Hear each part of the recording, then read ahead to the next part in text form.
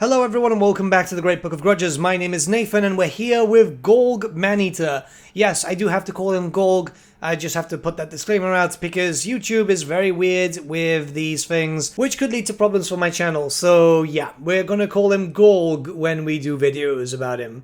But we do have a brand new legendary lord for the ogres. We're a pretty beefy starting army. Some man-eaters, some ogre bulls, a lot of noblars, a scrap launcher, and even starting off with some lead belchers too, which isn't too bad. And if we look at the faction effects, we have the following. Has access to mercenary contracts, allowing the man-eaters faction to be hired as mercenaries by other factions. Golg can instantly travel to the client's settlement once per mercenary contract. Cannot make alliances with other factions.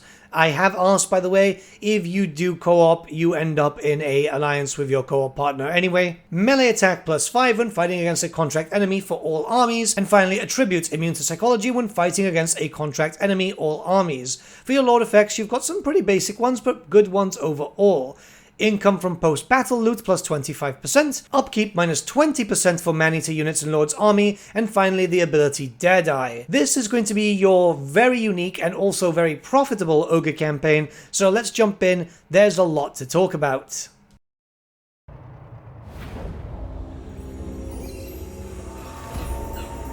From the jungles of Lustria to the pirate-infested shanties of Fu Chao, there are few places in this world he hasn't crossed for fame and fortune.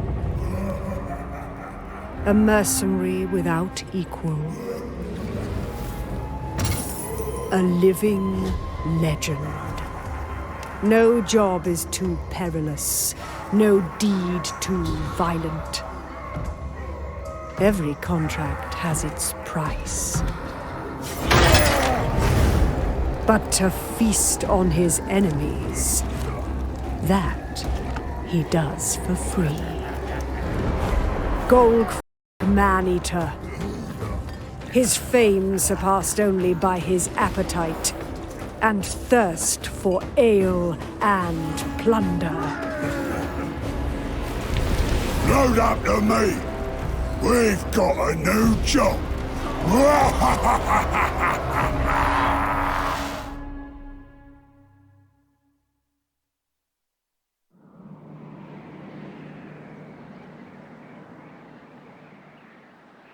New job, new start. Nice.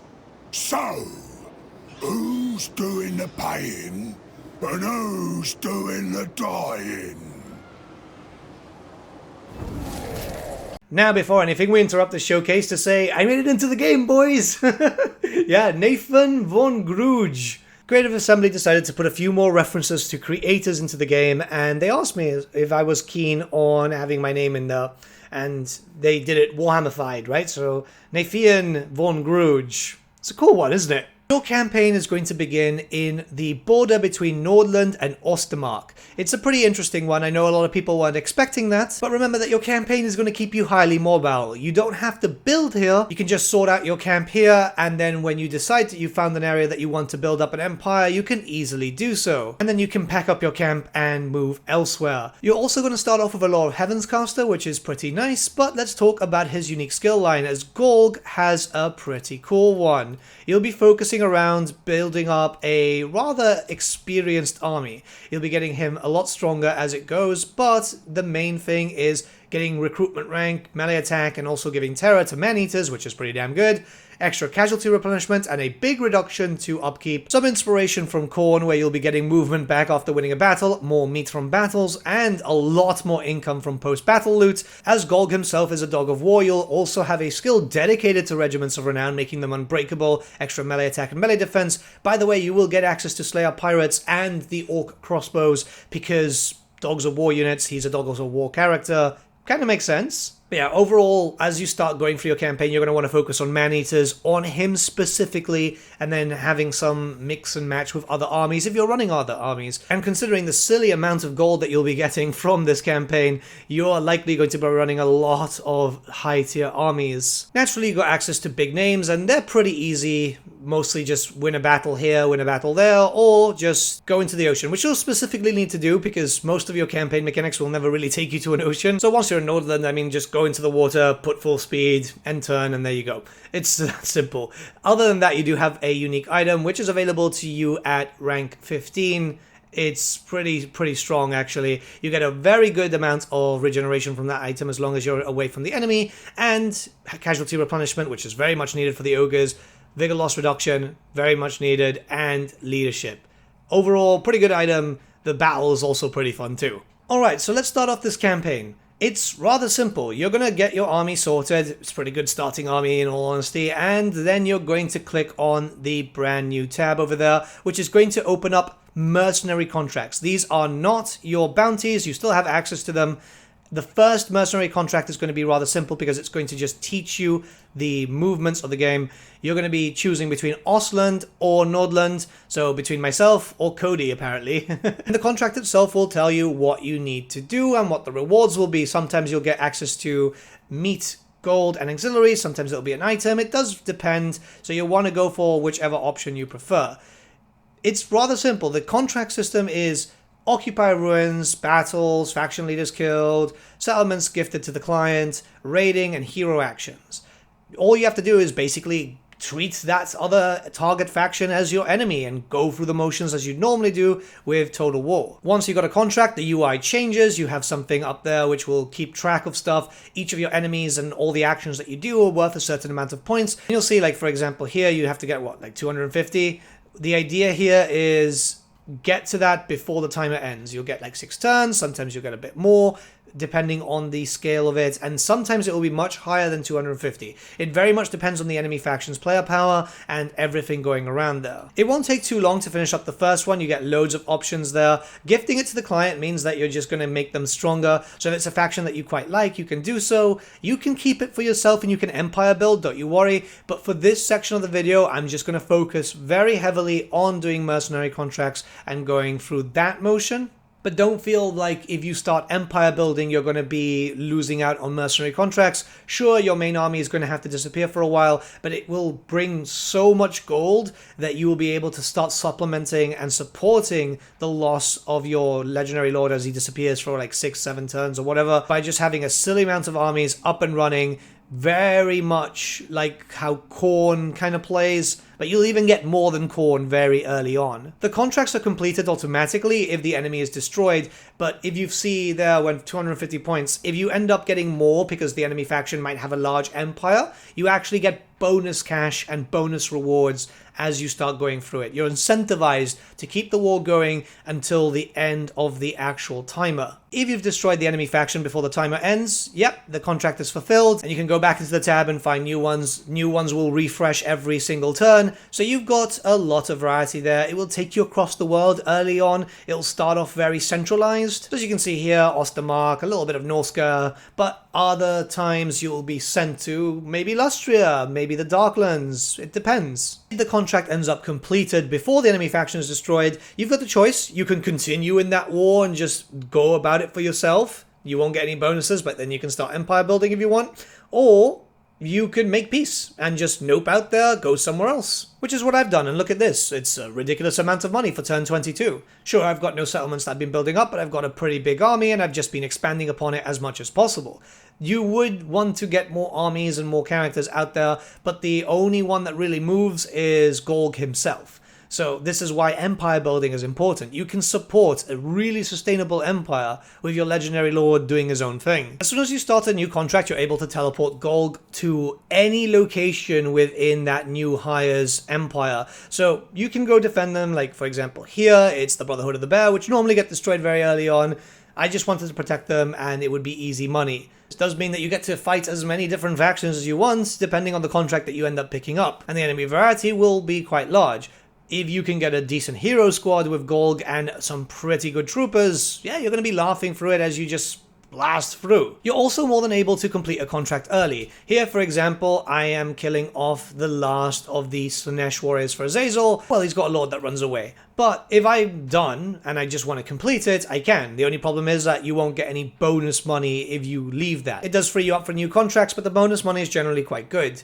Don't worry about teleporting and stuff. You will find contracts that will take you back to your main area, so you're going to be able to go back to your camp or your empire without too much of an issue. unless you've taken over all that area by that point. Then you'll be more or less to your borders and stuff. But it's a pretty good system. A little pro tip, work towards getting some extra camps because it is very viable. Hell, you could even leave them in the Empire, that's where you're going to be empire building. Or build them up, take them with you with Golg, and then disband them when you're going to a new location and rebuild. Now, empire building is actually quite viable. You can still build up and do your contracts. So this is a fresh new campaign though, and what we're going to do is just build up, see what we can do, go through the motions of getting some contracts done, and just adding a little bit more by getting some other armies and just building up and having a little bit of an empire, because you can still empire build. If you want to ignore contracts, this is a very important thing, you can totally ignore it. It's not like the Changeling where you're forced to play a certain way, or you can have them synergize, which is probably the best way possible. I'm going to actually allow it to synergize here, where I'm going to push my way into Nordland, take that territory, and I'm going to focus around contracts that are within the Empire. The idea here is to actually get into other people's wars and use that as a reason for me to build up my own territory. Where you'll see that I've had some pretty natural progression despite the fact a mechanic is actually helping me dictate what I'm doing. I've got a bit of Ostland, I've got all of Nordland, the Misty Hills, I'm now pushing into Hochland, which is a little bit divided, but only by one settlement, and I'm taking the Middle Mountains also because I'm getting rid of Festus, making sure that problem's gone as fast as possible, pushing to get multiple camps, got another army up and running, and a decent amount of cash to be able to sustain those settlements whilst I build up. The food is also quite decent, so I'm pushing to get my main camp to tier 5 so I can start getting the really good units. I do feel like you can just kind of ignore bounties. Bounties are fairly decent, but you can focus more on the contract system and just really rake in the cash. It's a fun campaign.